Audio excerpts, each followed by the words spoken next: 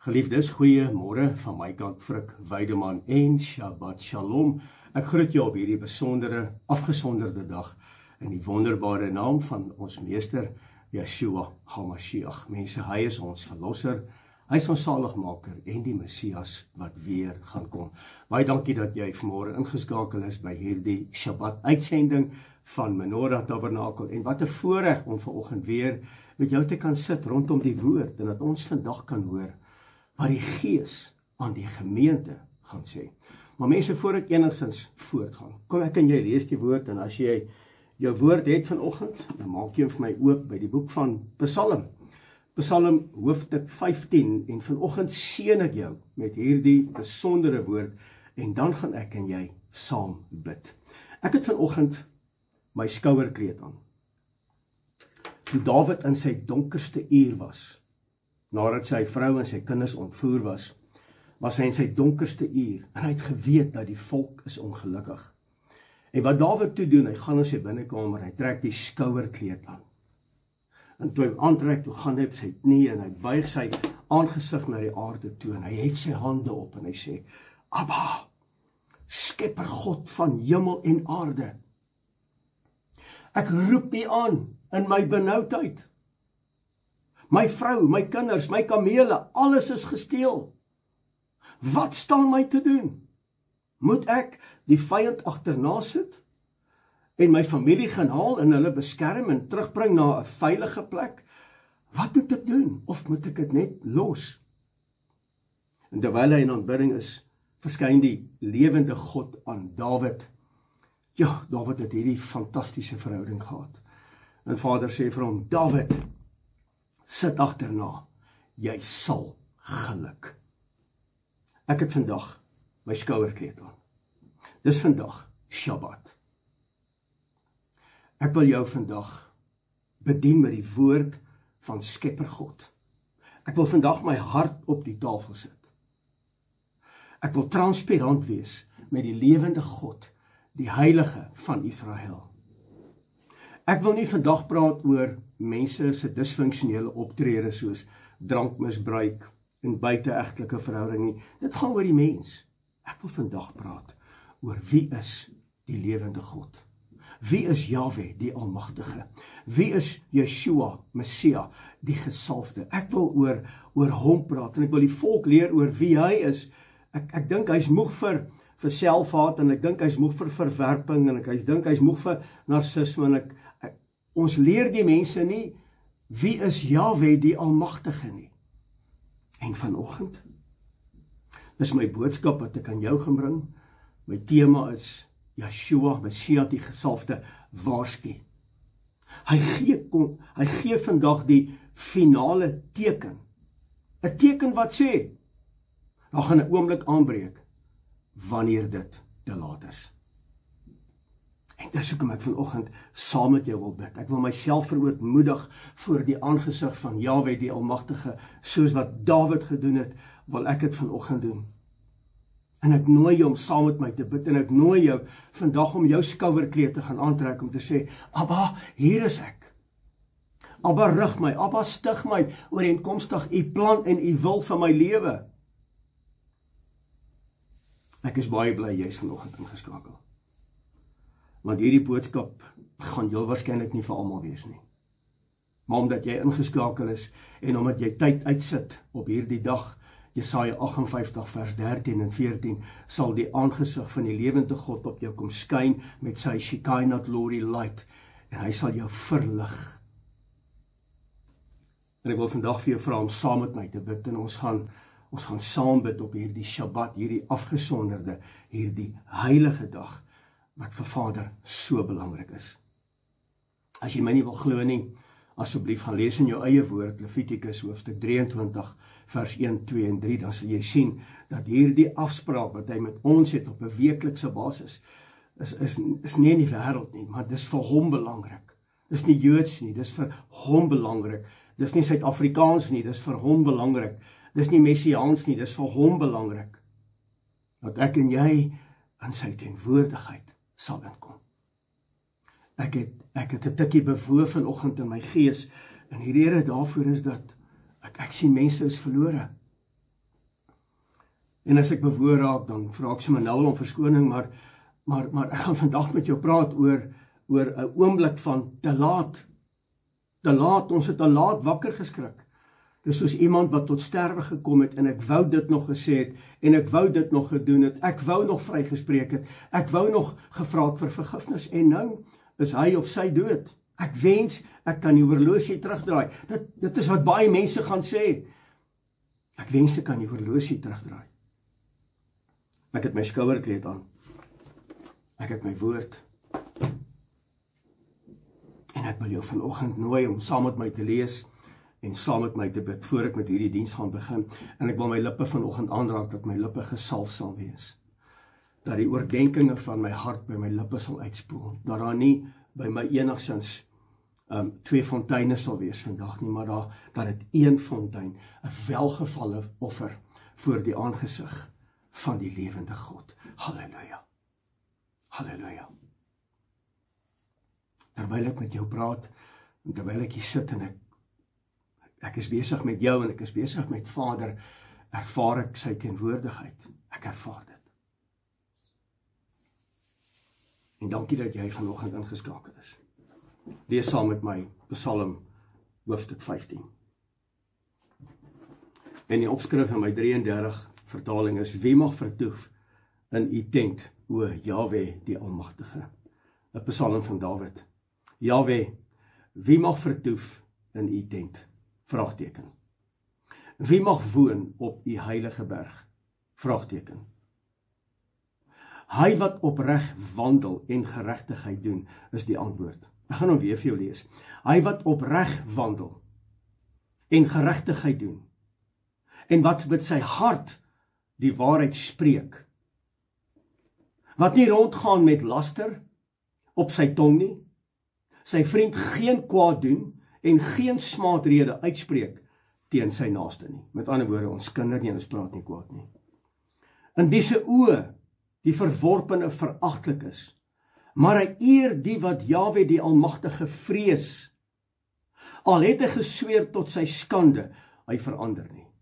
Dat ek en jy in hierdie dae wat kom sal vasstaan en opstaan en uitstaan vir die koninkryk van Ja. Vers 5. Wat sy geld nie gee op woeker en geen omkoopgeskenk aanneem teen 'n onskuldige nie. Hy wat hierdie dinge doen, sal nie wankel in ewigheid nie. Sal nie wankel in ewigheid nie.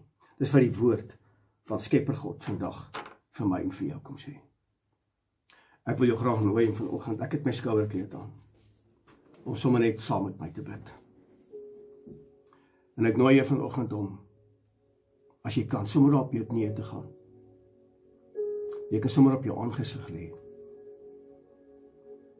Te sê, Abba, ek het U nodig vandag.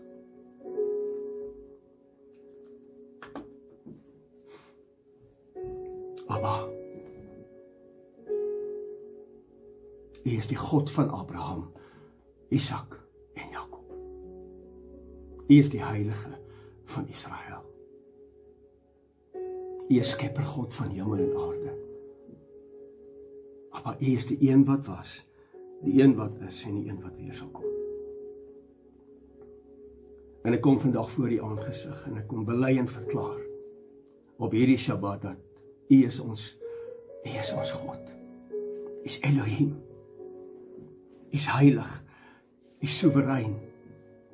U is Yahweh Jireh. U voorsien aan ons ver meer as wat ons kan dink, doen of vra. U is met ons. U is Immanuel, God met ons. U woord sê, U sal ons nooit begewe en U sal ons nooit verlaat nie. Ek dank U vanoggend daarvoor. U is Yahweh Mekadeshkem. U is ons heiligmaker en ek trek vanmôre my skouerkleed aan, Abba, en ek kom buig in aanbidding voor U aangesig. En ek bely en verklaar, saam met mense wat ingeskakel is, ons afhanklikheid is by U en by U alleen. En daar is niemand soos U in die hemel of op die aarde of onder die aarde wat met U vergelyk kan word nie. U is Yahweh Nissi, U is ons banier. U omvou ons, U beskerm ons. U is Yahweh Rohi, U is ons herder. U lei ons in die spore van geregtigheid om U naam ontwil. U is Yahweh Rofega. U is ons geneesheer. En Abba, ek roep die heilige naam uit op hierdie Shabbat. As dat daar mense is wat ingeskakel is, wat siek is en wat ongesteld is, Abba, dat daar nou genesing sal plaasvind in die wonderbare naam van Meester Yeshua, die gesalfde. Gees van krankheid, jy het geen plek in ons mense nie. Ons mense se liggame is die tempel van die Heilige Gees. Jy het geen plek, jy het geen mandaat, jy het geen autoriteit nie. Ek gebied jou nou in die naam van Meester Yeshua om daardie liggaam wat siek en ongesteld is, nou te verlaat. Abba, U is Yahweh, Rofega. U is Shalom, ons vredevors. U is El Shaddai, the God of plenty, die God van meer is genoeg. Ons is nie meer in die woestyn waar ons net tevrede was met elke dag se voorsiening nie, maar nou het ons meer as genoeg, want U is met ons. U sal ons nooit begewe en U sal ons nooit verlaat nie. Aan U kom toe vanoggend die eer, die lof en die aanbidding en Abba, ek bid in hierdie môre. Abba, hoor vanoggend die stem van U knegg. Dat mense sal shama. Dat mense vandag sal luister. Abba, dat mense vandag sal doen dit wat U woord van ons verwag. Abba, ek wil nie vandag vleeslik praat, ek wil vandag met mense se geesmens praat. U is Yahweh, Tzidkenu. U is ons generaal en U loop ons vooruit en U veg vir ons die geveg, because this battle is not your battle, but it's God's battle. Abba, ek weet nie waardeur mense gaan nie en ek weet nie wat hulle ervaar en ek weet nie wat hulle beleef nie, maar een ding weet ek vanoggend, dat ons moet verander, ons moet teshuva, ons moet terugkeer na U toe, in gees en in waarheid. Abba, ons het U nodig.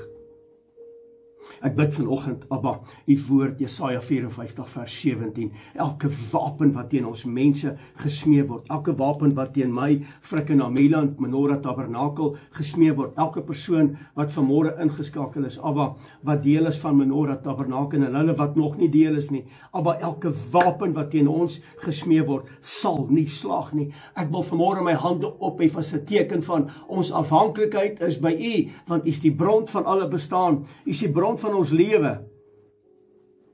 Maar U sê in die woord, Lukas 10 vers 19, U gee in ons die mag en die gesag om op slange en skorpioene te trap, en oor al die mag van die vyand. Ons staan vanmôre op ons staanplek, in Daniël 10, op daai staanplek, sodat U met ons kan praat en met ons bemoeienis maak, want daar kom 'n dag en 'n uur, wanneer dit te laat gaan wees. Abba, help ons. Help ons asseblief. Ons kyk nie vandag af nie, ons kyk vandag op. Ons kyk nie vandag na ons omstandighede nie, ons kyk vandag op, want ons weet, ons verlossing is naby. Want U gaan kom op die wolke om ons te kom haal met die wederkoms. Ons kan nie wag vir daardie dag nie, maar ek bid dat ons in gereedheid sal kom. Vader, dat hierdie boodskap vandag mense se lewens sal verander. En dat mense waarlik tot bekering sal kom, waarlik sal terugkeer na U in gees en in waarheid. Abba, ons het U nodig. U is Immanuel, Elohim met ons. Ek dank U vanoggend. Ek dank U vanoggend vir die salwing. Ek dank U vanoggend vir U teenwoordigheid. Dis kosbaar. Die gemanifesteerde heerlikheid van Skepper God wat vandag in hierdie studio is en oor hierdie kamera op by mense in hulle sitkamers. Ek bid dat U kom nuut maak, Abba, asseblief, in mense se lewens. Kom vee die trane af en Vader, dat ons sal weet, ons kan kom drink uit die fontein van lewende waters verniet, want U wil vir ons 'n Elohim wees en ons is U volk. Ek dank U vanoggend dat U met ons bemoeienis maak. Abba, wat is die mens dat U met ons bemoeienis maak? Wat is die mens? Wat is die mens? Ek bid vandag, Abba, dat U die woord sal seën en dat mense sal besef, daar kom 'n tyd wanneer dit te laat is. Yeshua die gesalfde, dankie dat U ons waarsku, maar ons gee nie altyd ag nie. En dat ons vandag sal ag gee op hierdie waarskuwing, wat môre, oormôre is dit te laat. Speeltyd is verby. Ek bid vanoggend, Abba, dat U met elke man, vrou, seun en dogter sal wees. En dat die heilige naam vandag deur hierdie boodskap verheerlik sal word. Abba, dis my gebed, dis my roepe vandag. En ek bid dit in die wonderbare naam van Meester Yeshua, die gesalfde, die Messias, die bruidegom, die een wat vir ons die prys betaal het aan 'n folterpaal op Golgotha. Ek dank U daarvoor. Ek dank U vir die bloed. Ek dank U vir die liggaam wat kom skoon was en kom uitwas en kom genees. Abba, ek eer U daarvoor. In die naam van Meester Yeshua. En my gees roep uit. Halleluja. Halleluja. Ja, mense, ek wens ek kon vanoggend hier gewees het in my studio. Vroeg vanmôre was ek al hier gewees om te sê, Abba, ek moet vandag hierdie boodskap aflewer. En U kom waarsku, Yeshua, U kom waarsku. En ons neem nie ag nie. En U kom gee vir ons die finale teken en ons luister nie. Ons gaan maar net aan met ons lewens en ons wil nie verander nie. En ons gaan 'n oomblik beleef wanneer dit te laat is. En dat dit asseblief nooit met ons sal gebeur nie. Dat ons vandag in gereedheid sal kom. Dat ons vandag sal besef met wie ons te make. Ons het te make met die Heilige van Israel. Hy is soewerein. Hy is nie ons speelmaat nie. Hy is nie ons speelmaat nie. Mense, ek praat vandag met jou oor die finale teken. 'n Oomblik van te laat. En Meester Yeshua die gesalfde kom waarsku ons. Op die datum van die 13de Oktober 2025. Dus bykans 'n maand gelede is daar 'n vredesberaad gewees in Egipte. Hulle noem dit 'n Peace Summit, 13 Oktober 2025. Die Amerikaanse president Donald Trump het alles gefasiliteer en hy het dit alles saamgeroep. En hy roep in die totale Midde-Ooste, roep hy stilstand, 'n skietstilstand, 'n oorlogstilstand, dat daar vrede sal wees. Dit word in Egipte gehou. En ek verstaan dat die president of die minister van Israel, Benjamin Netanyahu, was ook genooi gewees. En hy het besluit op nommer 99, hy gaan nie opdaag nie. Want Turkye en Iran en Irak het gesê dat as hy instap, dan stap hulle uit. En daar's 'n vredesverdrag gesluit en 'n vredesberaad is gehou om vrede oor hierdie wêreld te bring, dat die oorlog sal ophou wat vir al hierdie jare woed teen Israel. Nou moet jy besef dat Israel is omsingel met vyande reg rondom Israel. Dit wat op die voorgrond plaasvind. Maar op die agtergrond word oorloë beplan, maar op 'n skaal wat hierdie wêreld nog nie gesien het. Die mense hoor vandag van my. Op 'n oorlog word beplan op 'n skaal wat hierdie wêreld nog nie gesien het nie. En vrede word aangekondig. En Gaza, wat verwoes is, word herbou. En dan word 'n geboorte geskep van hoop as gevolg van vrede. En die woord leer my, wanneer vrede aangekondig word, en wanneer almal skree vir vrede, dan moet julle weet dat die einde is in sig. En die vyande is reeds rondom. So 2 belangrike eienskappe vandag, waarvan jy moet kennis neem. Nommer 1 is dat die vyande is rondom Israel, plus minus 500 miljoen mense, plus soldate, wat teen Israel, 'n klein landjie in die Midde-Ooste, en hy's reeds omsingel met vyande rondom, waarvan Turkye 'n belangrike rol speel. Rusland speel 'n belangrike rol. Iran, Irak, Hamas. En daar's 'n voorgee vredesberaad, laat vrede in die Midde-Ooste moet manifesteer. Maar ek sê vandag vir jou en hoor my woorde. Agter die skerms is hulle besig om te beplan 'n oorlog wat hierdie wêreld nie gesien het nie. En wat ons wat na dit kyk, nie besef nie, mense, is dat hierdie is die begin van die oorlog. Hierdie is die begin van Esegiel 38, die gesig wat Esegiel gesien het. En hier gebeur iets reg voor ons oë. En ek wil hier met vandag kennis neem. dat die Gog en die Magog is besig om op te trek teen Israel en daar's vrede. Ek wil dit gou vergelyk met die volgende. As jy in die aand gaan slaap en jy hoor 'n muskiet, dis 'n irritasie. Maar terwyl jy hom hoor, weet jy, hy doen nog nie skade nie. Die oomblik wanneer hy muskiet stil raak, dan weet jy, hy's ergens op my liggaam, hy's besig om bloed te trek. Dieselfde wat hier gaan gebeur. Terwyl daar hier en daar oorlog is, dan weet ons presies wat is die planne van die vyand, maar die oomblik wanneer daar stilte kom, dan weet jy daar's 'n beplanning agter die skerms. En dis presies wat hier gebeur. En ek sê weer, gaan lees asseblief Esegiel 38 en 39, en wat hier gebeur, en as dit gebeur, gaan ons goed beleef en ervaar, wat in hierdie wêreld nog nooit van toepassing was nie. Israel is omsingel deur vyande. Daar word voorgegee, 'n vredesbedrag is gesluit, en agter die skerms is daar 'n valse vrede, en dis waaroor alles gaan. Want ek sê vandag vir jou, jy kan die vyand nie vertrou nie. Jy kan die vyand nie vertrou as die vyand vir jou gesê het, daar is vrede nie. En die plan van die begin af was om Israel van die planeet aarde te verwyder, sodat aan die naam van Israel nie meer gedink word nie. Ek het vrede, wie daar bly en wie nie daar bly nie, of dit die Judeër of dit die Hebreër, hierdie is God se land, en wat die vyand wil doen, hy wil God se land van hierdie aarde afvee, want hy staan in die pad. Dis die belangrikste land in die wêreld. Nie Amerika nie, nie Rusland nie, nie China nie, maar Israel. En hoor wat sê die woord. Hoor wat sê die woord, wat gaan gebeur. En as jy 'n woord vandag het, maak hom oop saam met my asseblief by die boek van Esegiel 38, vers 18 tot 23, en ek wil jou graag vra, gaan lees die hele gedeelte, 38, 39. Aan die hand daarvan, gaan lees Matteus hoofstuk 24. Aan die hand daarvan, gaan lees Openbaring 12, 13, 14, en dan kan jy tot en met 18, 19 lees. Esegiel 38, vers 18 tot 23. Hoor mooi. Maar in die dag as Gog teen die land van Israel aankom, spreek Jahwe die Almagtige, sal my grimmigheid in my neus kom. Stop geraaf vir hom, kyk gou vir my. Wanneer die grimmigheid in die neus kom van Jahwe die Almagtige, gebeur presies wat gebeur het met die Skelfsee. Hy het met sy neusasem het hy die see gesplit, dat die see hom gehoorsaam.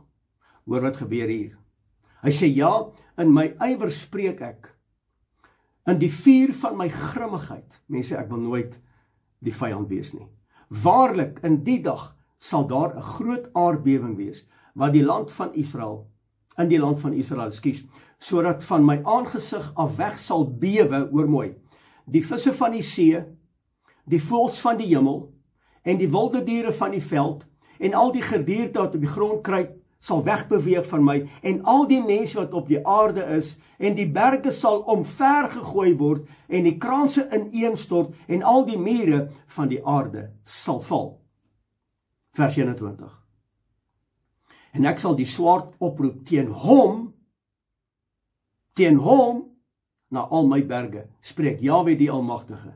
Die swaard van die een sal teen die ander wees. Dit beteken dat Vader gaan weer verwarring bring in die kamp van die vyand.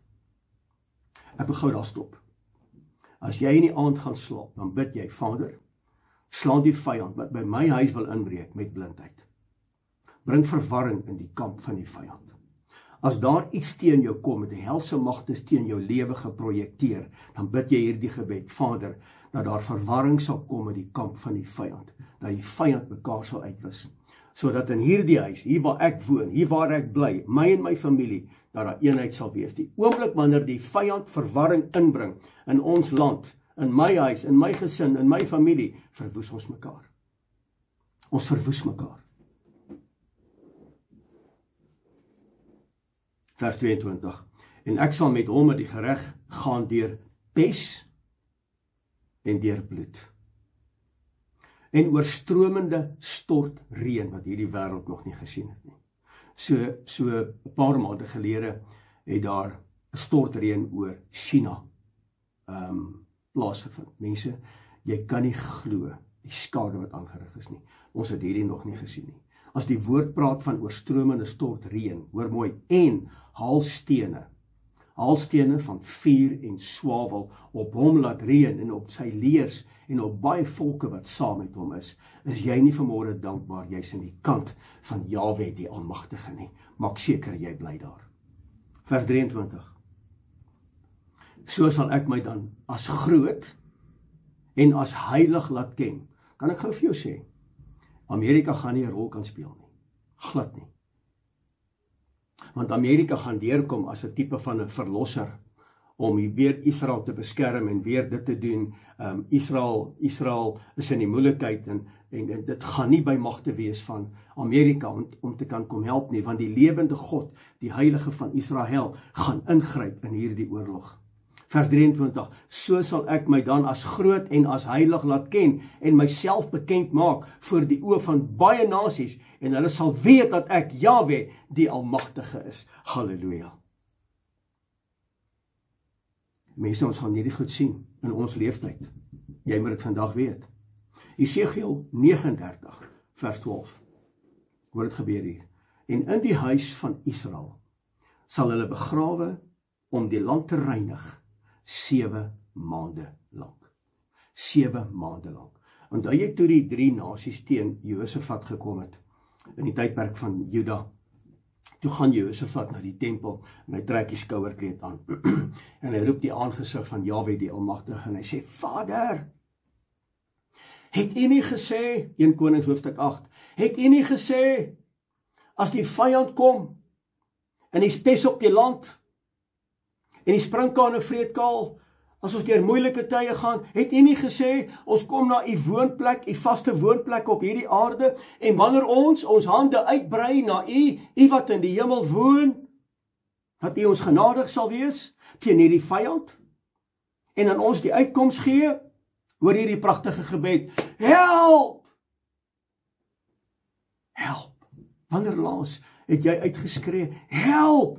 Vir jou huwelik, vir jou seuns, vir jou dogters, vir jou familie, vir jou finansies, jou geloofswandel wat die belangrikste is. Wanneer laas het jy uitgeroep in 'n gebed om te sê, Abba, help! Ek het u nodig. En ewe skielik toe kom die gees van die lewende God in die vergadering en hy kom en hy spreek deur 'n jong man en hy sê so spreek Jahwe die Almagtige. Wees nie bevrees nie, kyk nie angstig rond nie, want hierdie oorlog is nie julle oorlog nie, maar hierdie oorlog is myne. This is my battle. That's not your battle, but it's God's battle.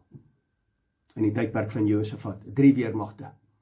Die woord sê, kon hulle nie tel nie, het gelyk soos die sprinkane van die veld.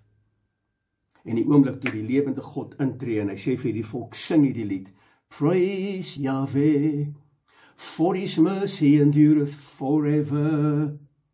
How many verses? Only one. Where you going? Camp at the enemy. Where's your weapon? I'm using it. Praise Yahweh, for his mercy endureth forever. Afrikaans, loof Yahweh, want sy goedheid is tot in alle ewigheid. Halleluja! Moenie laat die vyand jou lied steel nie. Don't let the enemy steal your joy. Keep your joy fresh before the face of Yah. Moenie toelaat dat probleme en dinge en geite van mense jou blydskap kom steel nie.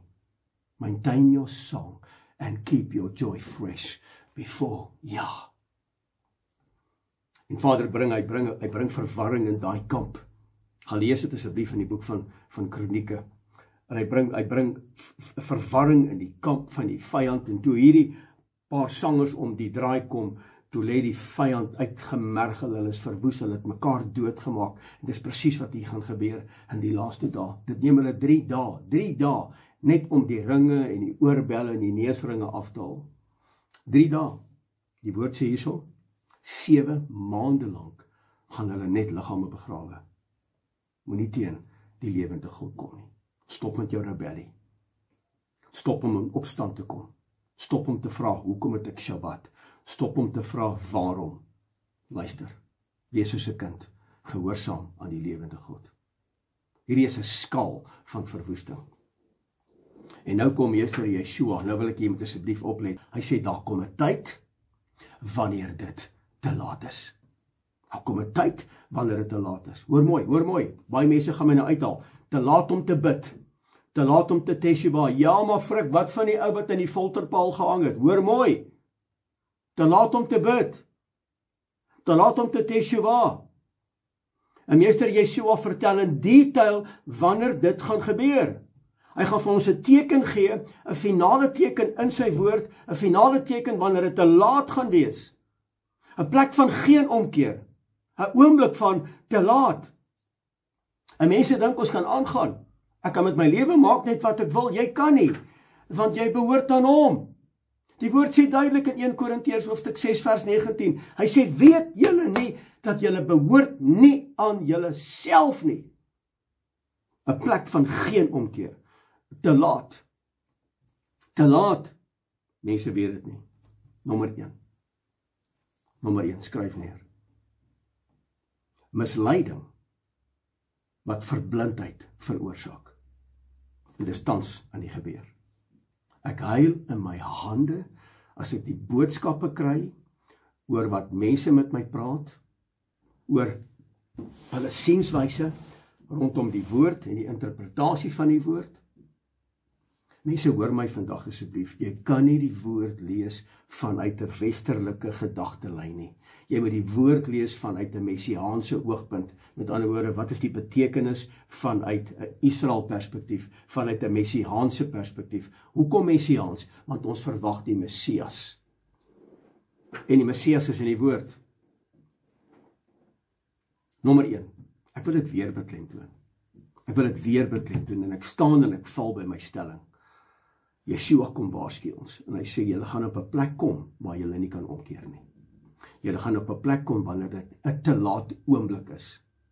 Moenie dan met my kom met genade nie, want dan kom 'n dag en 'n uur wat hy gaan sê, gaan weg van my, ek ken julle nie. Julle wat wetteloos is en julle wat die ongeregtigheid werk. Nommer 1, misleiding wat verblind. Wat doen misleiding? Dit verblind my. Wat doen misleiding? Dit verblind my. Ek wil dit herhaal, dat jy dit kan verstaan, dat jy kan ophou met hierdie godsdienstgees, met hierdie wêreldgodsdienst en hierdie fluffiness. Blaai saam met my asseblief na die boek van 2 Korintiërs, hoofstuk 4, vers 4. Ek wil hom vir jou stadig lees, sodat jy kan verstaan wat ek bedoel, en dat jy hierdie boodskap, asseblief, hierdie boodskap moet hier tref vandag. Jou slumbering spirit moet vandag opstaan. Daar moet vandag herlewing plaasvind by jou. 2 Korintiërs 4 vers 4. As jy hom het, dan sê jy halleluja. Hoor mooi. Naamlik die ongelowiges, ander woorde, wat is 'n ongelowige? Ongelowige glo nie in meester Yeshua die gesalfde nie. Hulle sê dit, maar hulle doen nie. Hulle sê hulle het hom lief. Hulle sê hulle volg hom. Hulle sê hulle lees hulle woord. Hulle sê hulle bid.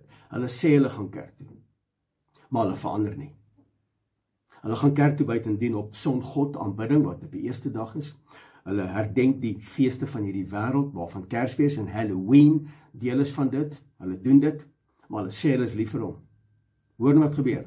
Naamlik die ongelowiges, in wie die God van hierdie wêreld, klein lettertjie G, die sinne verblind het, sodat die verligting van die evangelie, van die heerlikheid van Messia Yeshua die gesalfde, wat die beeld van Elohim is, ek herhaal myself, wat die beeld van Elohim is, op hulle nie skyn nie. Want ek lees my woord, net om my gewete te sis. Ek gaan maar kerk toe, net omdat dit die regte ding is om te doen. Ek maak die regte klanke, omdat dit lyk asof iemand gaan dink, hierdie man of hierdie vrou is heilig. Nee, frik, ek ken, weet jy, vir mense bel my en sê vir my, hoorie, ek praat met jou, maar ek ken die woord, hoor, en ek ken van geestelike oorlogvoering, hoor, dan sê ek, goed, het jy al dit gedoen? O nee, ek het nog nie, maar ek ken die woord, en ek het hierdie verhouding, en ek vier nog Valentine, en Kersfees, en Easter, en Halloween, en al hierdie goed, maar ek ken die woord, klink klaar, ongelowige, en wie die God van hierdie wêreld die sinne verblip, met ander woorde, daar sluiers oor ons oë getrek, ons kan nie sien nie. En wanneer ons die woord lees, dan lees ons die woord vanuit 'n westerlike perspektief, vanuit my kerklike dogma, leerstellings, sinsverband, en ek verstaan nie wat eintlik gebeur nie. Dis hoekom mense Romeine en Galasiërs en Timoteus en Kolossense heeltemal verkeerd verstaan. Want hulle sinne is verblind. Hulle verstaan dit nie. Jy gaan dit nooit verstaan as jy nie die Torah ken nie. Het is belangrik om die Torah te ken, dan gaan jy verstaan wat Paulus sê. En hulle wat sê dat Paulus is 'n dwaalleraar, kan ek vir jou sê dat Paulus is nie 'n dwaalleraar nie. Hy het dit verkondig wat in die Torah staan, hy het dit verkondig wat meester Yeshua verkondig het. Wanneer ons kom met hierdie verwesterlike gedagtelyne, dis genade en die Here en die Here is lief vir my en hy sê hier, hy sê hulle sinne is verblind, sodat die verligting van die evangelie, van Yeshua die Messias die gesalfde, die beeld, nou verstaan jy wie is hy, nee? Wie is hy? Die beeld van Elohim op hulle nie skyn nie. Anderswoorde hulle lees, hulle woon seminare by, hulle woon workshops by en hulle verstaan nog steeds nie waaroor dit gaan nie. Matteus 24. Meester Yeshua begin met oorloë en met aardbewings. Hy begin nie met dit nie. Die disippels vra hom, so Rabbi, wanneer gaan hierdie oorlog gebeur? Wanneer gaan die tydperk van smarte aanbreek? Wanneer gaan die einde van die wêreld? En hy sê vir hulle, pas op. Nie vir oorlog, nie vir die merk, nie vir die stelsel, nie vir die een wêreldorde, nie vir die valse vredesverdrag wat gesluit is nie. Hy praat nie oor dit nie. Hy praat nie oor hongersnood en hy praat nie oor die een nasie gaan teen die ander opstaan. Hy praat nie oor pes en siekte en daai tipe van dinge nie. Hy sê pas op dat jy nie mislei word nie. Want as jy mislei word, gaan jy verblind word.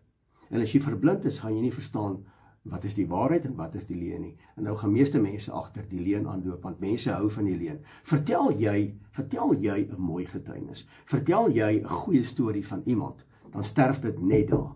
Maar Boeta, vertel jy iets wat lelik is van iemand, dan hardloop daai ding soos 'n veldbrand. Ons is kinders van die duiwel, man.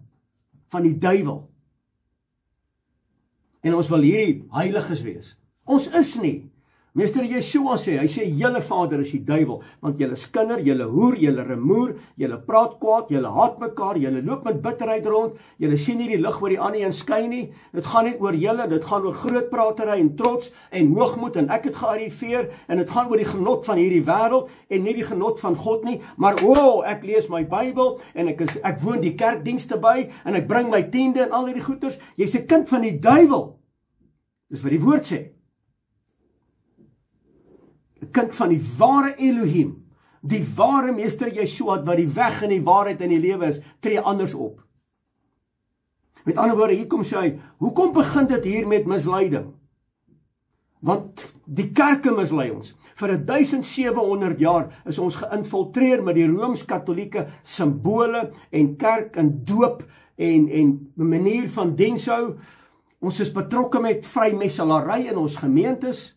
Ons besef dit nie eers nie. Ons worship lyk soos 'n rock show, maar ons is hierdie heiliges.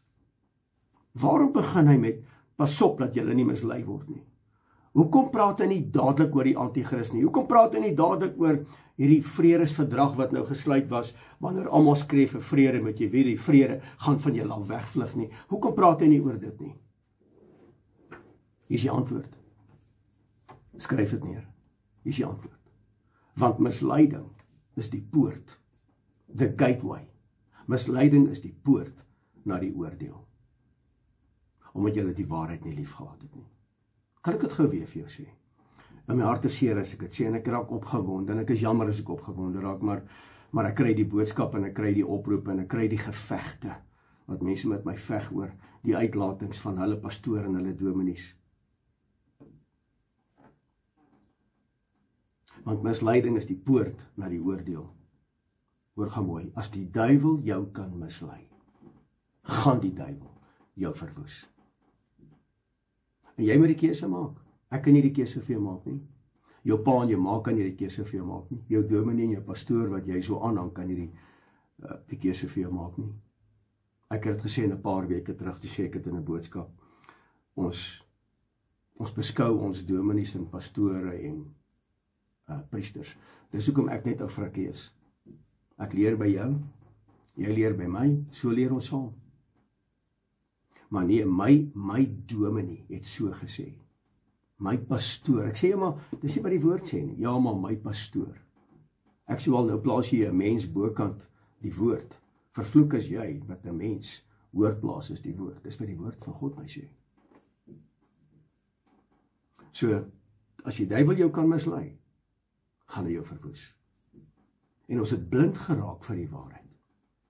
En wat die vyand doen, en ons laat hom toe, en hy gebruik ons op sy trading floor, om jou lewe te verwoes. En jy besef dit nie. En jy dink jy handel in die lig.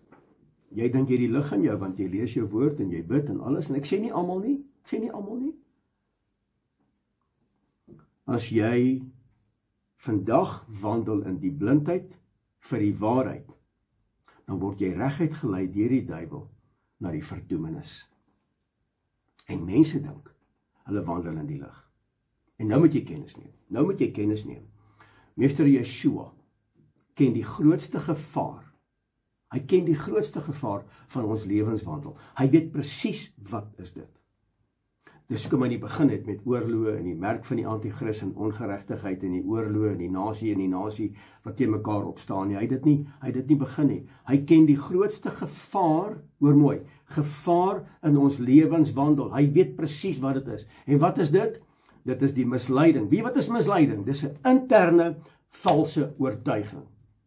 Misleiding is gelyk aan, dis die definisie, is 'n interne valse oortuiging. En weet jy hoeveel mense loop agter die leuen aan? Hulle verwerp die waarheid en hulle dink, hulle is verlig. Hulle dink so. En ek het net met jou gepraat en ek weet ek gaan pakslaag kry, maar dis reg, onthou, ek is nie hier om mense te waag nie. Ek is nie hier om mooi te praat. Ek wil mooi praat, want jy hoor my hart. Maar ek is nie hier om mooi te praat om aanklank te kry en om 1000, my gemeente moet 1000 lidmate wees. Dit is nie hoekom ek hier is nie. Ek is hier om die woord van Skepper God te verkondig. As 2 ouens luister, is die wêreld reg. As 10 ouens inskakel, is ek gelukkig. As 1 ou inskakel, gaan ek nog steeds my allerbeste gee. Ek het dit vir my gemeente gesê daai tyd. Ek het dit vir Rian gesê. Toe Rian by my afskei, Rian, as jy 5 mense opdaag, jy gee jou beste. As jy 10 mense opdaag, jy gee jou beste. As jy 1000 opdaag, dan gee jy jou beste. Ten alle tye, want ons is besig met die woord van Skepper God. Hier is 'n te laat oomblik. Skryf dit neer in jou woord. Want baie mense gaan my sê, ja, maar Frik, maar wat van genade? Nou kom ek vra vir jou, wat van genade? Wat is genade? Genade is ek en jy die ewige lewe en ons het nie daarvoor betaal nie. Genade dis 'n gawe, dis 'n vrye gawe van God. Dis 'n geskenk wat aan my en jou gegee is, want almal ontbreek aan die heerlikheid van ja. Almal wat die Torah volg, almal wat Shabbat volg, almal wat al hierdie goedes doen, dit ontbreek ons aan die heerlikheid van ja. Maar sy genade kom red ons deur, sy genade gee vir ons die posisie om die gawe te hê van die ewige lewe, maar hy gaan kyk ook hoe ons lewe.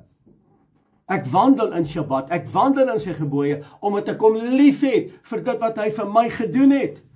Ek doen dit nie terwille van my ewige lewe nie, nee, 1000 maal nee. Ek doen dit omdat hy sy lewe vir my afgelê het.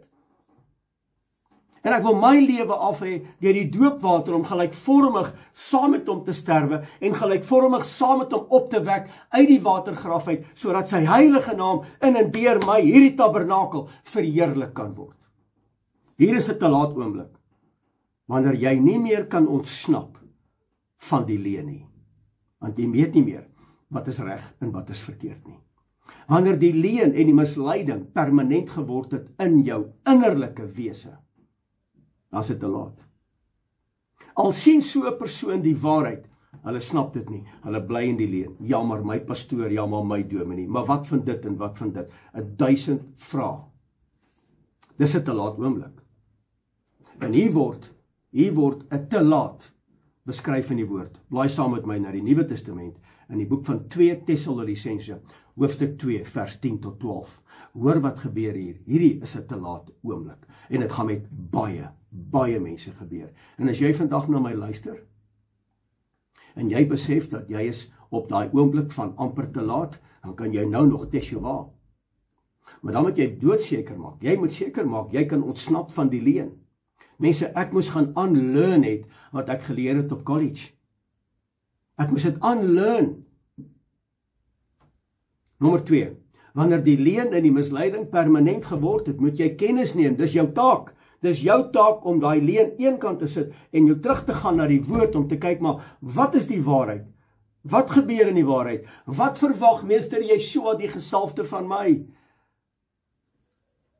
En as ek die waarheid sien, dat ek dit sal snap. En die waarheid, mense hoor my. Die waarheid word geopenbaar in die Torah. En dan wanneer die Nuwe Testament kom, dan maak die Torah sin en die Nuwe Testament maak ook sin. In terme van vele aspekte waaroor daar baie bekleierery is. 2 Tessalonisense hoofstuk 2, vers 10 tot 12. Die vyand kom hier met allerhande verleiding van ongeregtigheid. Hy kom met allerhande verleiding van ongeregtigheid. Wat sê Matteus 24? Hy sê, en omdat die ongeregtigheid meer word, sal die liefde verkoel. Hier kom die vyand en hy sê, ek kom verlei julle met verleiding, met allerhande verleiding. Jy het nie meer nodig vir Shabbat nie, jy het nie meer nodig vir die gebooie nie. Ons lewe nou in 'n nuwe dispensasie.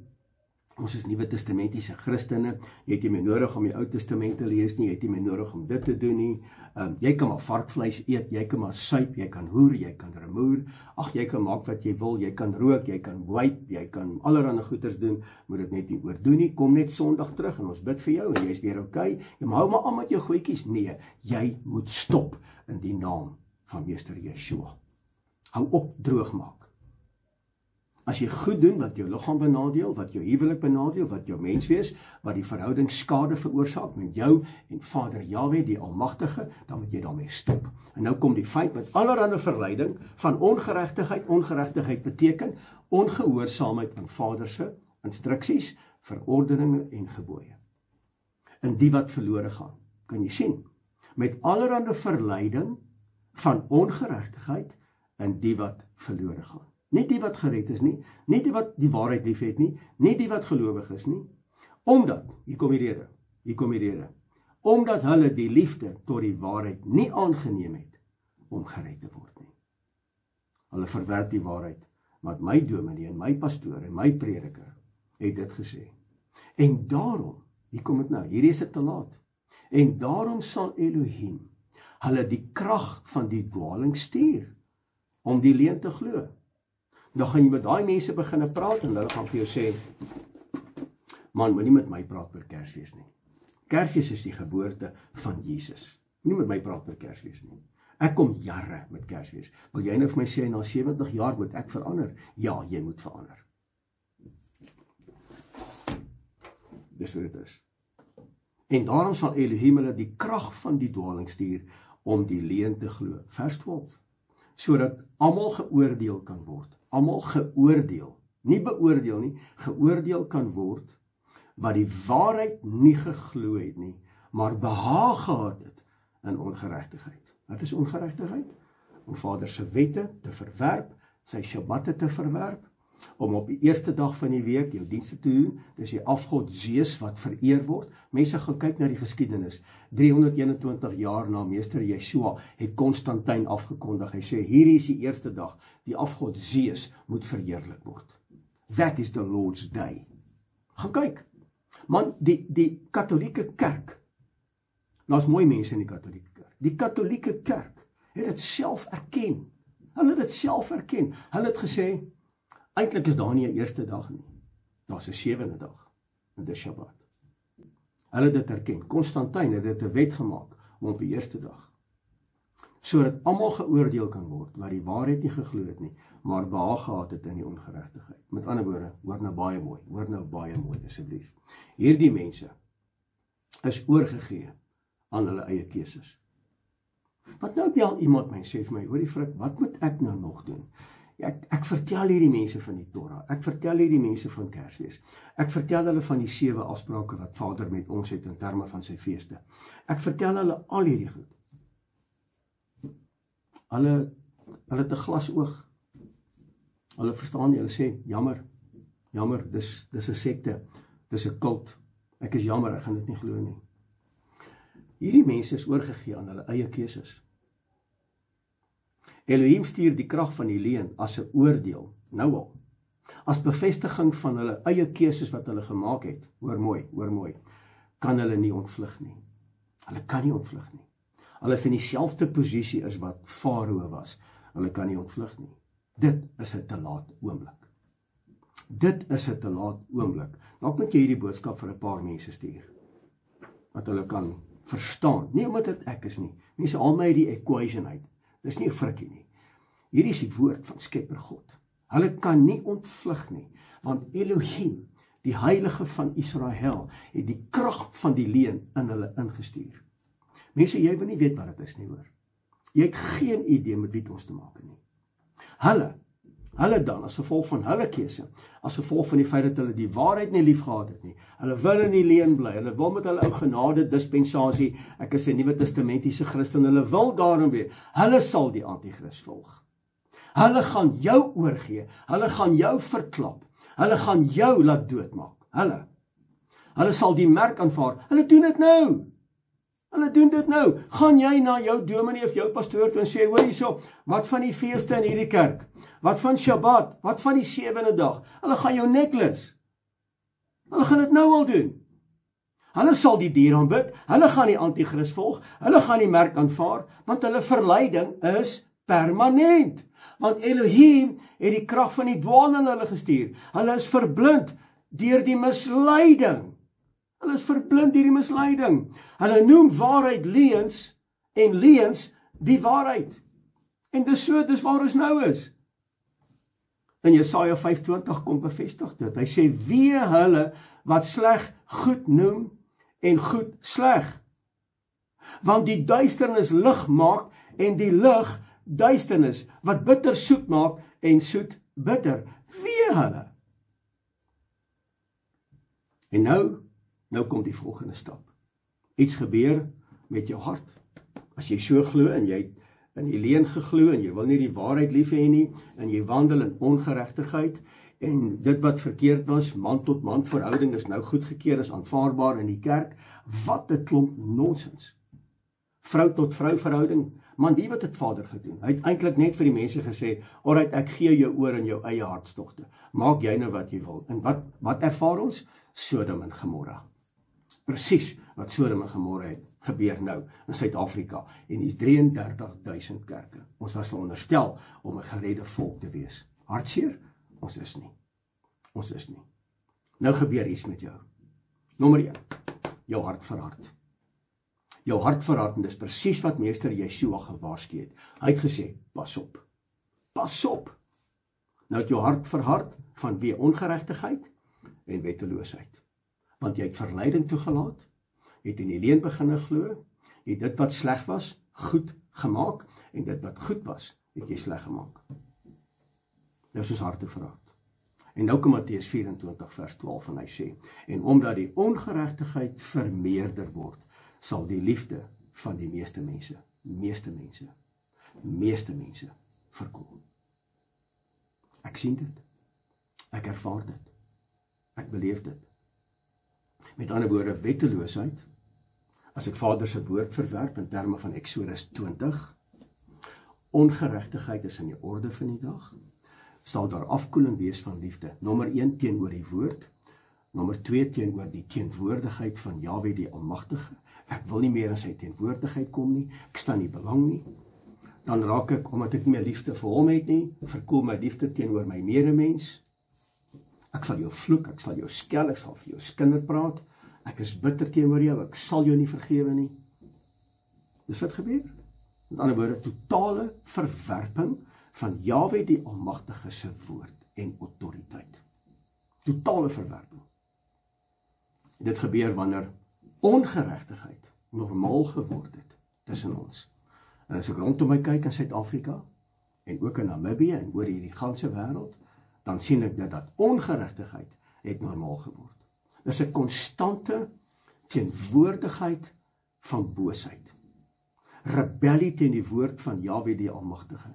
Ons sien dit in ons films, ons sien dit in sosiale media, ons sien dit in die musiek, ons sien dit nou in AI wat nou manifesteer, ons sien dit in rebellie teen Elohim, en nou gebeur daar iets. Ek is konstant betrokke met dit. Wat sê Psalm 1? Hy sê, moenie raad hou met die goddeloses en sit in die kring van die spotters nie. Moenie dit doen nie. Moenie saam met hierdie mense wandel nie. Jy is afgesonder, jy set apart, wandel daarin. As jy in die leuen wil bly wandel en dis jou keuse, sal Elohim die krag van die leuen in jou stuur. Dan beleef jy 'n te laat oomblik om te teshuwa, om terug te keer. Dis wat die woord my sê. Dan gebeur daar iets binnekant jou. Jy pas aan, jy raak soos die wêreld. Nommer 2, jy sluit kompromie met hierdie wêreld en jy sluit die gees van God toe om jou hier binnekant te kom verander. Want daar's 'n verdoeseling van die waarheid. 'n Verdoeseling van die waarheid. Gevaarlik. Gevaarlik. As jou hart verhard, dan stop mense om te repent. Het jy my gehoor? Dis ek vanmôre my skouerkleed aangetrek het om te sê, Abba, ek kom buig vandag voor U aangesig. Abba, help my. Abba, wees met ons asseblief. Wanneer jou liefde verkoel teenoor Vader, wil jy mense nie vergewe nie. Jy raak hard, jy's afgestomp, jy's bombasties, jy's koud, jy's afsydig. Jou hart het verhard en jy stop om te repent. Jy stop om te vergewe. Ek loop met bitterheid en ek loop met 'n gees van self en ek wil nie meer reconcilieer nie. Ek wil nie meer terugdraai nie. Ek wil nie meer teshuwa nie. En dan beleef ons 'n te laat oomblik. Moenie dan vir my sê genade nie. Moenie dit vir my sê nie. Weet jy hoekom nie? Want jy het nie meer 'n begeerte na Elohim nie. En as jy nie meer 'n begeerte het na hom nie, dan beteken dit jy soek hom nie meer nie. En dan vind jy hom nie, omdat jy nie meer soek nie. En omdat jy nie soek nie, kry jy hom nie. Dis eenvoudig. Nou bel baie mense en sê vir my, hoor hierso, ek voel God se verlate. Goed, wat het jy gedoen? Nee, ek het met 6 vrouens geslaap. Ek het met 6 mans geslaap. En ek het gedink, dis maar reg. Kan jy dit doen? Nou is ek vol demone. Nou moet jy kom, Frik, jy moet nou kom, jy moet hierdie goed nou uitdryf. Wat het jy gedoen? Dalk moet hierdie goed jou jaag. Hulle moet jou jaag totdat jy tot die besef kom. Jy kan nie met God speel nie. Mense, ek praat my hart vandag met jou, hoor jy? Ek praat my hart. Die gevaarlikste plek van 'n mens se lewe, die gevaarlikste plek, as die lewende God jou oorgee aan jou eie keuses wat jy gemaak het. Dis wat hy gedoen het in Romeine hoofstuk 1. Gaan lees asseblief die hele Romeine hoofstuk 1. En hy sê en dan die mense wat dit goedkeur wat in Romeine 1 gebeur, die mense wat dit goedkeur en of daaroor stil bly, is net so goed soos hulle wat dit gedoen het. Dis hoekom ek is uitgesproke oor dit. En wie wat gebeur? Mense kom nie eens agter nie, want hulle het nie meer 'n gewete nie. En alles verkoel. Alles verkoel. Ongeregtigheid laat dit verkoel. Ongeregtigheid word normaal. As dit normaal word, dan wil jy nie meer repent nie, jy het nie meer liefde nie, jy openbaar nie meer die karakter van Elohim nie, want jy soek hom nie meer nie, jy wil nie meer in sy teenwoordigheid kom nie, jy wil nie meer sy woord vat om te lees om te sê, Abba, vandag het ek jy nodig, Psalm 15, Abba, dat Psalm 15 sal deel word van my lewe, asseblief, Abba, hier is my woord, dat die woord deel word, jy wil nie meer nie, want jou hart is verhard. Jy kom nie eens agter nie, man. Jy kom nie eens agter nie, want daar is nie meer 'n gewete wat jou aankla vir jou te sê, hey, wees bietjie mooier, wees bietjie aannemend, dit gaan toe nie net oor jou nie, hoor. Daar's 'n nuwe ding deesdae in Suid-Afrika wat prominent is, en dis narciste. Baie prominent. En ongelukkig gaan ek dit nou vir jou sê, en ek gaan dit vir jou hard en duidelik sê, dat die wettelose verwelkom die anti-kris. Die wettelose verwelkom die anti-kris. Kan ek dit weer vir jou sê? Die wettelose verwelkom die anti-kris. En nou weet julle wat hom teehou? Die boek van Tessalonisense, hoofstuk 2. Gaan lees sommer die hele gedeelte. En nou julle weet wat hom teehou, wie hou die anti-kris teë? Wie hou die ongeregtigheid teë? Ons! Nou baie mense praat van dis die Heilige Gees. Nee, sê die Heilige Gees nie. En nou julle wat hom teehou, sodat hy op sy tyd geopenbaar kan word. Wat sê die woord? Die woord sê dat die ongeregtigheid word nou al meer, met ander woorde, hulle wat nou nog in regverdigheid wandel, word nou ook mislei. Hulle word ook mislei. En die woord sê dat die meeste mense gaan mislei word. En wanneer die meeste mense mislei word, dan beteken dit iemand was daarom al op die pad gewees van geregtigheid, maar vanweë al die films en die sosiale media en die bekleierery en dominees en kerke en pastore en predikers het ons verander om in ongeregtigheid te wandel. Ons het dit op 'n stadium teëgehou, maar almal loop nou agter die beeld en die beeld van die dier aan en ons het verander, sodat hy op sy tyd geopenbaar kan word. Die meeste het met ander woorde afvallig geraak van die geloof deur misleiding en deur leuns. Nou staan ons dit nie meer teen nie. Nou kondig hulle af, man tot man verhouding is reg. Ons red nie eens meer 'n woord daaroor nie. Op 'n stadium was jy toegesluit vir dagga, nou is dagga medikasie. Jy weet, so wanneer die geregtigheid, dit wat hulle teëgehou het, met ander woorde, ons wat nog staan vir geregtigheid, Shabbat is belangrik, dit wat rein is belangrik, kosse wat rein is, wat Vader gesê het, is kosse, dis belangrik. Maar meeste mense beginne verander soos die wêreld, verander soos wat die duiwel hulle verblind en hulle sinne verblind, sodat die evangelie nie op hulle harte kom skyn nie. Hulle word nou uit die weg uitgeruim. Hulle teëgehou op 'n stadium, maar nou nie meer nie. Nou is ons saam met hulle. If you cannot beat them, join them. Sodat hy dan op sy tyd geopenbaar word. Die 2 Tessalonisense 2 vers 6. Want die meeste het afvallig geraak van die geloof. Deur wat? Deur misleiding en leuns. En die ongeregtigheid word meer, en niks hou die duiwel meer teen nie, want almal loop nou agter hom aan. En die woord sê dit in Openbaring 13. Hy sê al die mense, al die bewoners van die aarde gaan die beeld agtervolg. Nou sê baie mense nee, die Heilige Gees het onttrek. Hy het nie onttrek nie. Gaan lees weer jou woord. En nou loop almal agter die dier en sy beeld aan en die waarheid word verdoesel. Kyk na die bekleierery vandag oor die name van Jahwe die Almagtige, die doop, die bekleierery oor die doop, die bekleierery oor die besnydenis, die bekleierery oor die nagmaal, ja, die nagmaal of die verbondsmaal. Ek hou nie van die woord nagmaal nie, ek hou van die woord verbondsmaal. En die waarheid word verdoesel. Wanneer misleiding aanvaar word en die waarheid word verdraai. En mense, dis 'n fyn lyn. Dis 'n fyn lyn. Totdat hulle wat hom teëhou uit die weg geruim is. Wat beteken dit? Dis nie die wederkoms nie. Dis nie die wederkoms nie. Hierdie is wanneer ons op hierdie aarde is en ons is besig om te verdraai, want misleiding veroorsaak blindheid. Wanneer mense se harte hard geword het. Op 'n tyd het hulle dit teëgestaan, maar nou is hulle deel van die afval wat plaasvind in die laaste dae. Nou is die struikelblokke uit die weg uitgeruim. En as die struikelblokke uit die weg uitgeruim is, en mense glo in terme van hulle keuse om die leuen te glo, wat doen Elohim? Hy stuur die krag van die leuen in hulle om in die leuen te bly. En nou word die leuen 'n leefwyse, dit word aanvaarbaar en dit kan nie weer tot die waarheid kom nie. Dis 'n te laat oomblik. Nou is alle struikelblokke uit die weg uitgeruim en nou is ons op 'n te laat oomblik. En die meeste is verblind en die meeste het koud geword. Ek hoop jy hoor my hart vandag. Wees gewaarsku. Wees gewaarsku. Matteus 24 vers 15. Hoor gou wat sê die woord. Hy sê, wanneer julle dan die gruwel van die verwoesting, waarvan gespreek is deur die profeet Daniël, sien staan in die heiligdom, laat hy wat lees, oplet. Met ander woorde, dit wat gebeur, wat die boek van Daniël openbaar, mense, dit is Shabbat. Dis vandag Shabbat. Bly by my. Moenie sê, ja, Frik, dis nou alweer meer as 'n uur nie. Bly by my, dis Shabbat. Jy kan buitendien niks doen nie. Hier wat is my interessant, ek hijack gou myself. Hier wat is my interessant van hierdie ouens wat met my beklei oor Shabbat, dat dit die eerste dag is van die week. Maar sê ek nie is reg.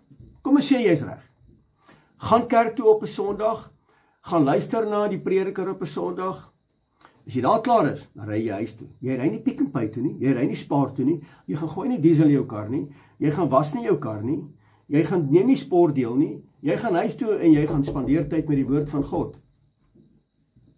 Ek wil van eintlik lê en wag daar in Pick n Pay. Dat hulle kom en sê ek, hey, wat maak jy hier? Dis Shabbat, dis jou Shabbat. Jy moet dit eerbiedig. My Shabbat.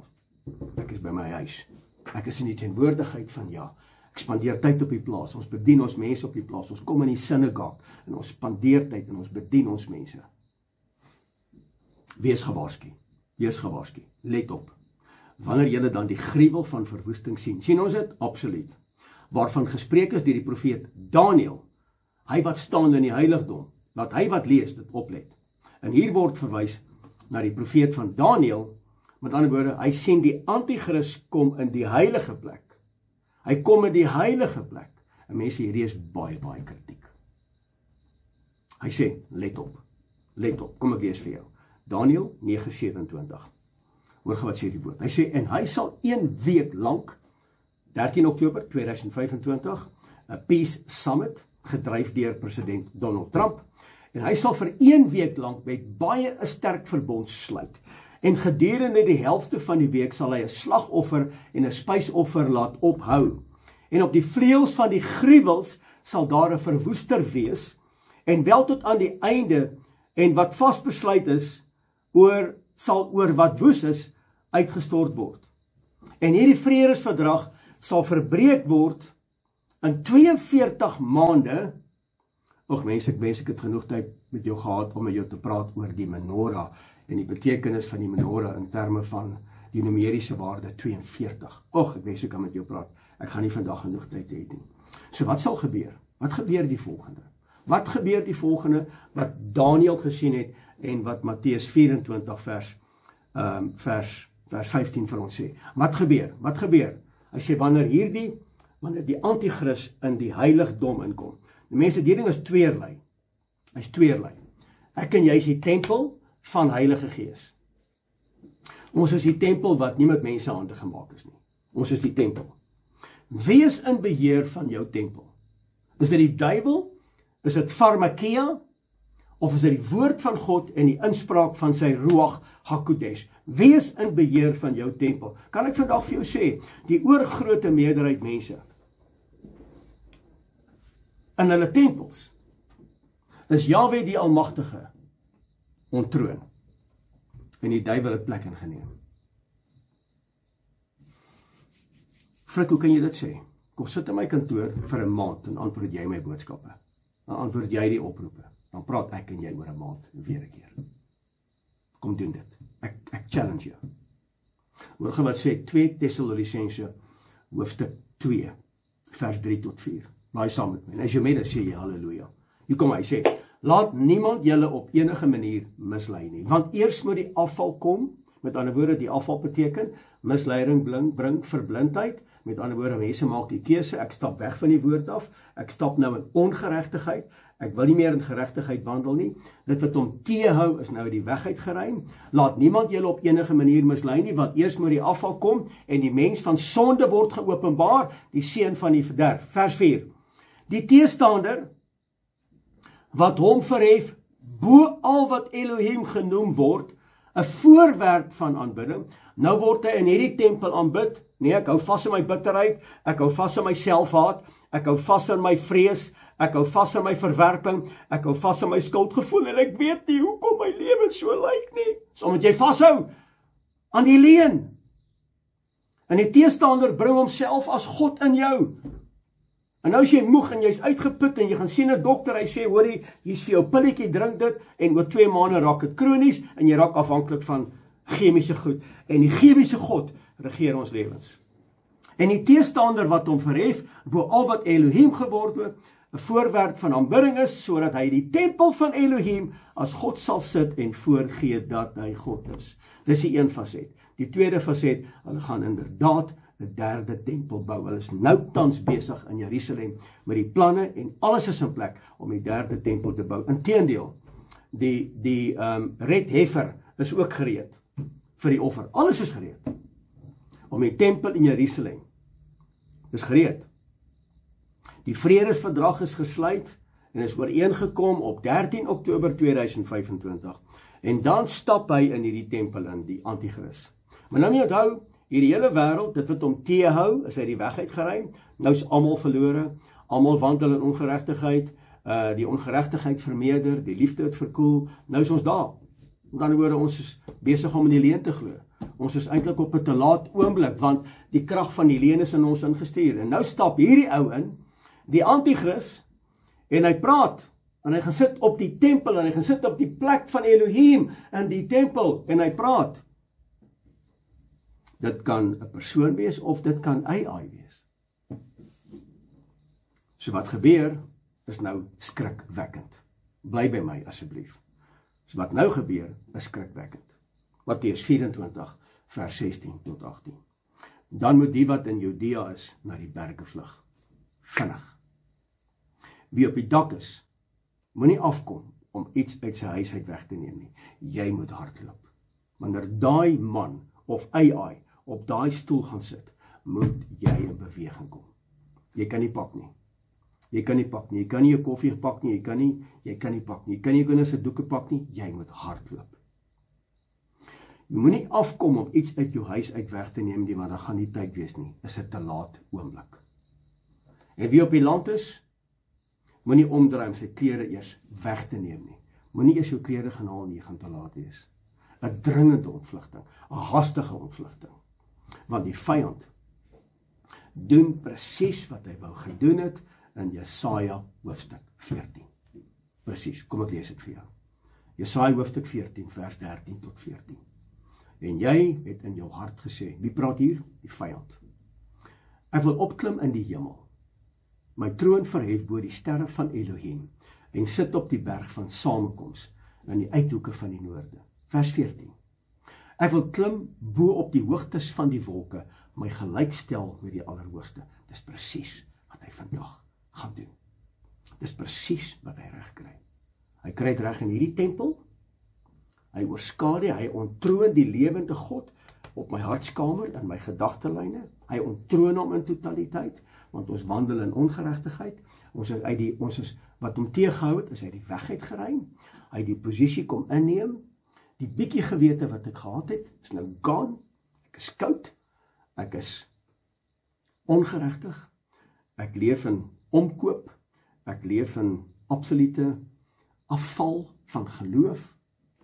Ek het teëgehou, maar ek is uit die weg geruim. Want misleiding het my verblind.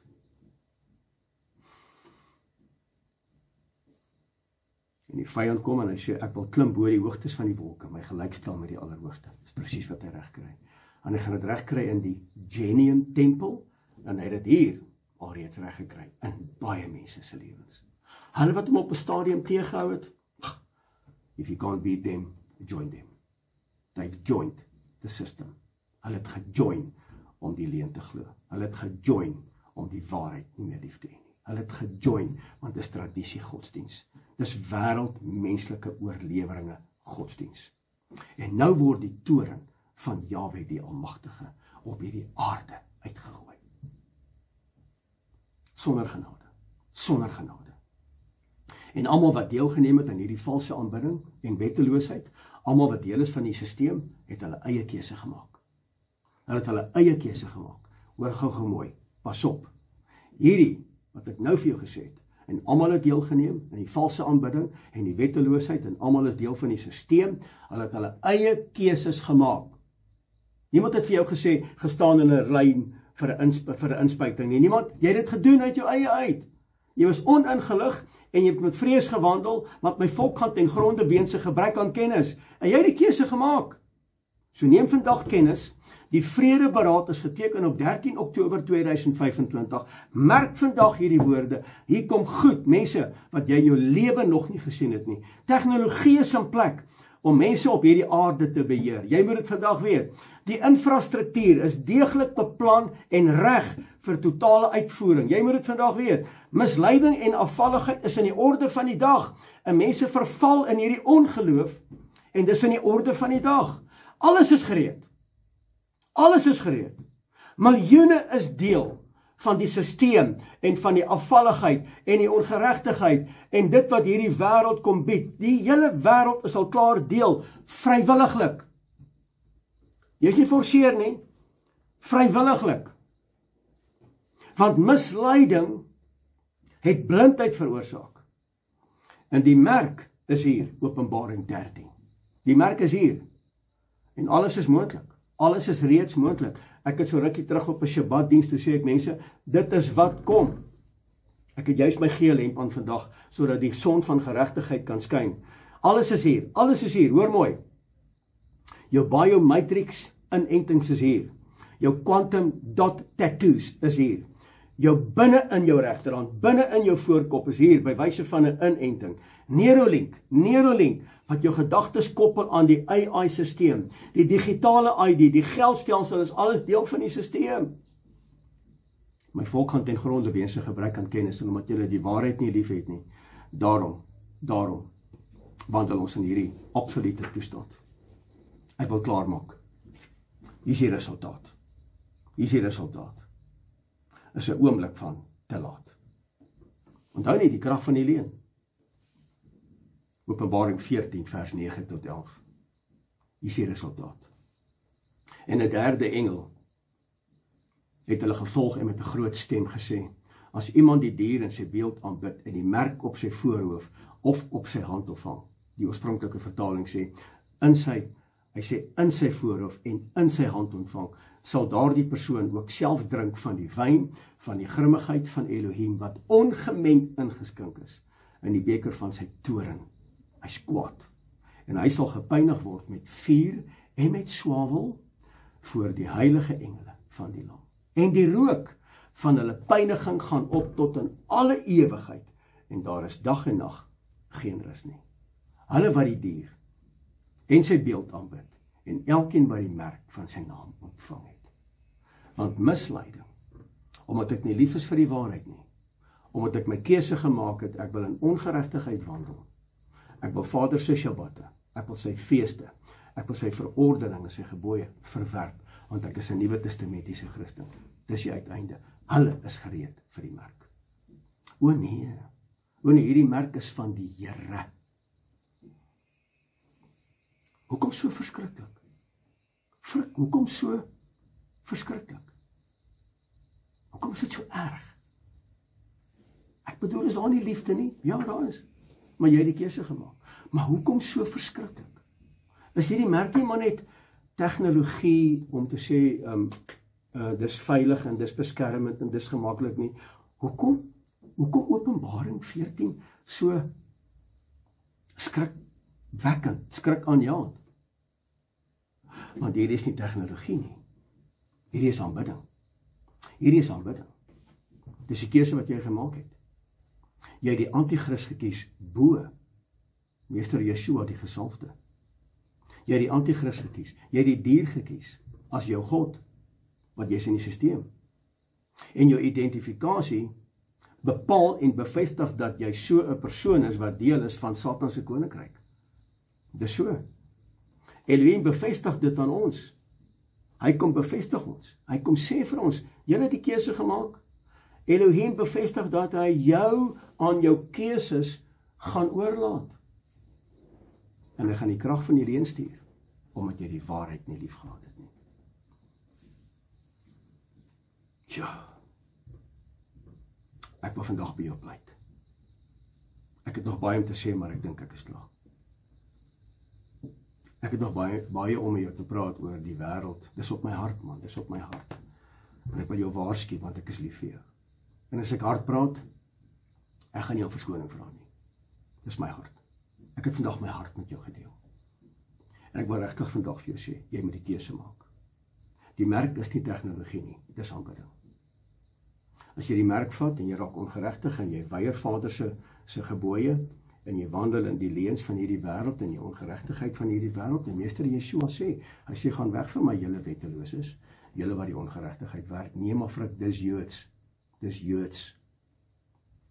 Want jy gaan die gevolge daarvan sien. Die antichrist het jy gekies bokant Yeshua. Jy het die dier as God gekies, en jy die lewende God, Jahwe die Almagtige, het jy verwerp. En die identifikasie wat jy dra, is die bewys dat jy het jou keuse gemaak. En nou is die leuen, die krag van die leuen is ook in jou. En jy is net oorgelaat in jou eie keuses. Kan ek vandag vir jou vra? Kan ek jou gou in die oë kyk asseblief? Wil jy nie vandag teshuwa nie? Daar's nog tyd. Ek het met jou gepraat oor 'n te laat oomblik. En ek het vir jou gekwalifiseer hoekom ek gesê het, dis 'n te laat oomblik. Ek moet nie met my kom met genade nie. Want genade gaan nie 'n rol speel nie. Ek vra vandag vir jou, waarmee is jy besig? Wat doen jy? Hoe lyk jou verhouding? Hoe lyk jou geloofswandel? Hoeveel tyd spandeer jy met die woord? Hoeveel tyd sit jy in aanbidding voor sy aangesig? Waarmee is jy besig? Wat glo jy? Hoe glo jy? Meester Yeshua, die gesalfde, die Messias, is ons verlosser en saligmaker. Hy is die weg en die waarheid en die lewe. Hy is die deur, hy is die herder. Hy lei ons. Hy is Yahweh, Rohi. Hy lei ons in die spore van geregtigheid. Ek wil vandag by jou pleit, want ons het nog tyd. Môre is dalk te laat. Ek wil vandag vir jou vra om nou reg te maak. Soos jy na my stem geluister het vandag, en dankie dat jy ingeskakel was. Die feit dat jy hier is en die feit dat jy ingeskakel is, beteken dat die Vader het met jou 'n afspraak gehad. Hy het my net gebruik as die instrument. Ek is net 'n frikkie. Maar hy het met jou 'n afspraak gehad, want hy weet waarmee jy besig is. Ek weet presies waaraan jy nou dink.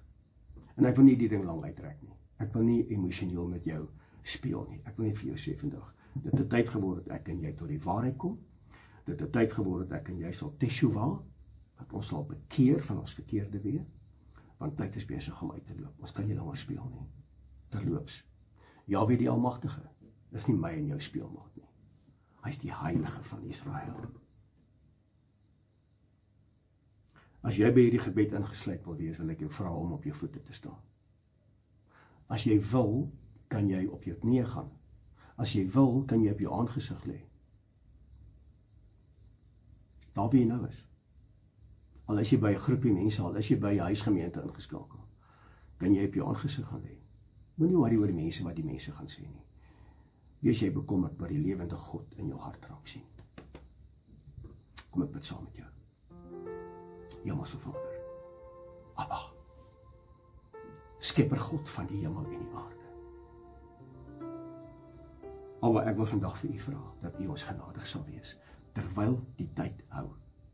Terwyl daar nog tyd is, dat ons sal terugkeer na u toe. Abba, ons wil nie verlore gaan nie. Die woord sê in die boek van 2 Tessalonisense hoofstuk 2, die woord sê net totdat hulle wat teehou uit die weg geruim is, dat ons nie deel sal wees van hulle wat afvallig geraak het nie. Dat ons met 'n gees van vasberadenheid, 'n gees van volharding sal aanhou, uithou tot die einde, om gehoorsaam te wees aan u woord en die bepalings van u woord. Abba, ek roep vandag u heilige naam uit. Ek roep vandag dat u koninkryk sal kom, dat die koninkryk sal realiseer, Abba, in ons hele wese, en dat u heilige naam verheerlik sal word. Vader, dat elke man, vrou, seun en dogter wat vanmôre ingeskakel is, dat hulle hande sal ophef om te sê, Abba, hier is ek. Vergewe my. Ek en my huis het gesondig teenoor u.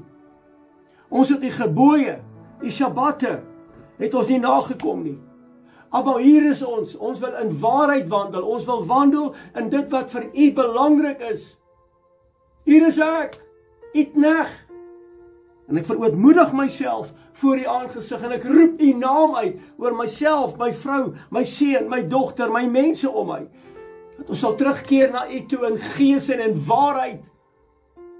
Dat ons nie langer verblind sal word met die sluiers van die vyand nie. So in elk geval, Vader, ek kom in vanmôre en ek kom breek daai sluiers oor mense se oë, wat hulle kom mislei het met leuns en met onwaarhede, dat die sluiers gelig sal word, dat ons die ware evangelie sal sien, en dat die beeld van Yeshua die gesalfde, die beeld van Jahwe die Almagtige in hom aan ons geopenbaar sal word. Abba, ek bid dat ons nie net vandag 'n besluit sal neem nie, maar dat vandag 'n leefwyse sal word van gehoorsaamheid, van afsondering, van heiligmaking. Dat ons manne en vroue sal wees wat wandel in u weë, dit wat vir u belangrik is, dat ons daarin sal wandel. Abba, asseblief. Abba, ek bid dit, ek roep dit in die naam bo elke naam, die naam van Yeshua, Messia, die gesalfde, ons verlosser en ons saligmaker. Dis my gebed en ek dank U daarvoor. En my gees roep uit, halleluja, halleluja. Ek wil jou seën met hierdie gedeelte. En Jahwe die Almagtige sal jou seën en jou behoed. En Jahwe die Almagtige sal sy aangesig oor jou laat skyn en jou genadig wees. En so met julle dan my naam op die kinders van Israel lê en Abba, ek doen dit nou.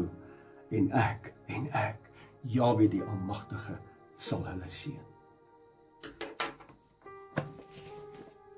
Mense, baie dankie dat jy vandag ingeskakel was by hierdie uitsending van Menorah Tabernakel. My naam is Frik Weideman. Dit was vandag vir my 'n voorreg om met jou te kon gesels het. En dankie dat jy my toegelaat het. En dankie dat jy uitgeluister het. Ek waardeer dit. Mag die vrede van Skepper God met elkeen wees. Baie dankie. Shabbat Shalom.